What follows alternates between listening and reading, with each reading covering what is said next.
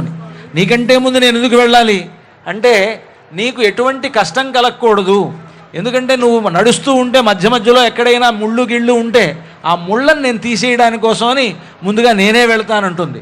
సీతమ్మగానే అలా ఉంటే, అవతారమూర్తి అయినటువంటి సీతమ్మగానే ఆవిడ అలా ఉంటే, ఆయన ఏ అవతారంలో ఉన్నా ఎప్పుడైనా సరే ఆయన కంటే ముందే ఆవిడ వస్తుందిట. కనుకనే ఇక్కడ సీతమ్మగా ఆవిడ జనక మహారాజు యొక్క చూడండి అమ్మవారు అర్చక స్వాములు అమ్మవారిని అలాగా దీన్ని ఆ చేతిలో ఉంచుకొని దీన్ని కైత్తల సేవ అంటారు సంప్రదాయంలో.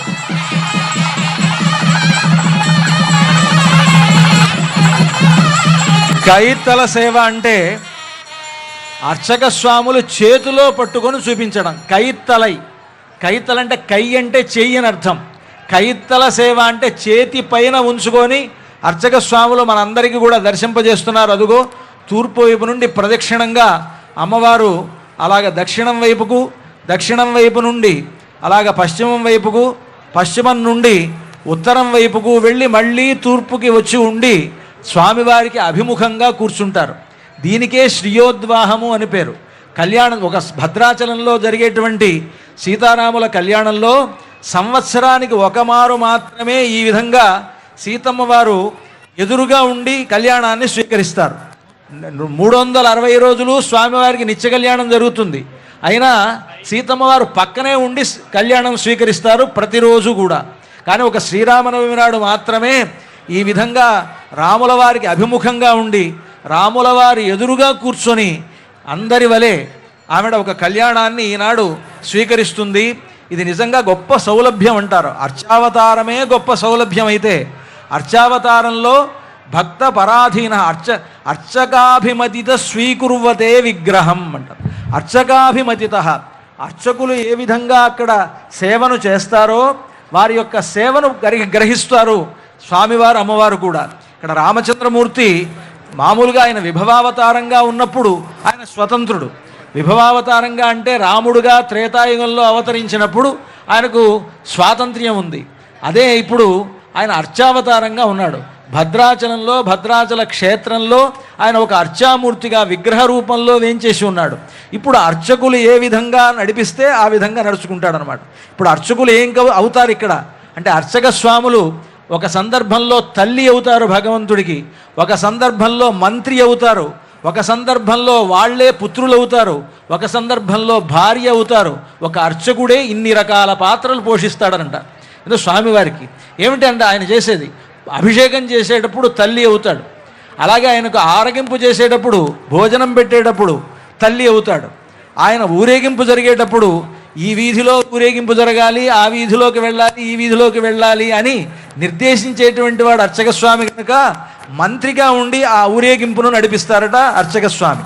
కనుక ఇక్కడ అర్చకాభిమతిత స్వీకుర్వతే, అర్చకాభిమతిత అర్చకులైనటువంటి వారు.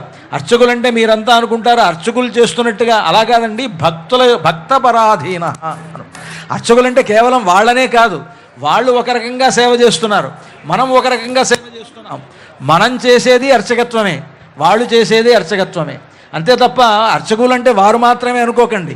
కాకపోతే వారికి అలాంటి ఒక యోగ్యతను భగవంతుడు కలుగజేశాడు, వాళ్ళు అలా ఉన్నారు. మనకు కొన్ని యోగ్యతలు కలుగజేశారు. మనం ఆయనకి అనేక రకాలుగా ఆభరణాలు సమర్పిస్తున్నాం.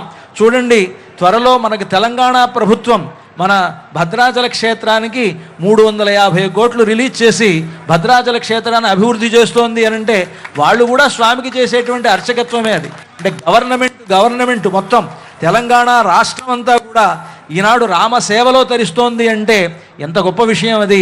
ఇదంతా కూడా అర్చకత్వమే, అంతా అర్చనే. ఒక్కొక్కళ్ళు ఒక్కొక్క రకమైనటువంటి అర్చన చేస్తారు. స్వామివారి ఇక్కడికి రావడానికంటే ముందు సంకీర్తనార్చన జరిగింది. వేద పండితులైనటువంటి వారు వేద మంత్రార్చన చేశారు. అర్చక స్వాములు అక్కడ వారికి నేరుగా స్వామివారికి పరిచర్యలు చేస్తున్నారు. అమ్మవారికి శ్రీయోద్వాహం అనేటువంటి కార్యక్రమంలో స్వామివారికి అభిముఖంగా సీతమ్మ వారిని వేంచేపు చేసి వెంటనే ఇప్పుడు మన కళ్యాణోత్సవాన్ని ప్రారంభించబోతూ ఉన్నారు అర్చక స్వాములు. అంతా కూడా సేవించండి. ఆ సీతమ్మ వారు ఆనాడు ఆ రాముడి కంటే కూడా ముందుగా వచ్చింది అని, దీనికి ఒక సందేహం మనకి రావచ్చు. రాముడి కంటే ముందే వచ్చింది అంటే రాముడి కంటే సీతమ్మ పెద్దదా అని సందేహం వస్తుంది మీకు. ఇలాంటి సందేహాలు రాకుండా ఉండడం కోసమని రాముడి కంటే ముందే ఆవిడ వచ్చినా రాముడు లోకంలో అవతరించిన తర్వాత తాను బయటికి కనిపించింది అన్నారు. అంటే బయటికి కనిపించడం ముఖ్యం, కానీ బయటికి రావడం కాదు ముఖ్యం. పై లోకం నుండి కింద లోకానికి వచ్చింది. జనక మహారాజు దున్నేటువంటి యజ్ఞభూమిలో చేరి రామచంద్రమూర్తి భూలోకానికి వచ్చిన తర్వాత జనక మహారాజు భూమిని దున్నుతున్నప్పుడు దున్నినప్పుడు ఆ భూమి నుండి ఆవిడ ఆవిర్భవించింది.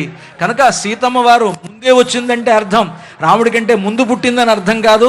రాముడు భూలోకంలో అవతరించిన తర్వాతే ఆవిడ వచ్చింది. కనుక ఆ విధంగా అంటే ఆవిడ ముందు రావడంలో ఉద్దేశం ఏమిటంటే స్వామివారి కంటే ముందే ఒక సేవకురాలుగా తాను ఉంటుంది అని చెప్పడం దీంట్లో ఉద్దేశం.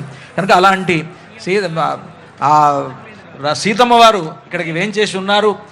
ఇది భూలోక వైకుంఠం. ఈనాడు మనకి జరిగేటువంటి ఈ కళ్యాణోత్సవం ఎంత గొప్పది అనంటే భూలోక వైకుంఠమైనటువంటి భద్రాచల క్షేత్రంలో జరుగుతున్నటువంటి ఒక గొప్ప కళ్యాణం.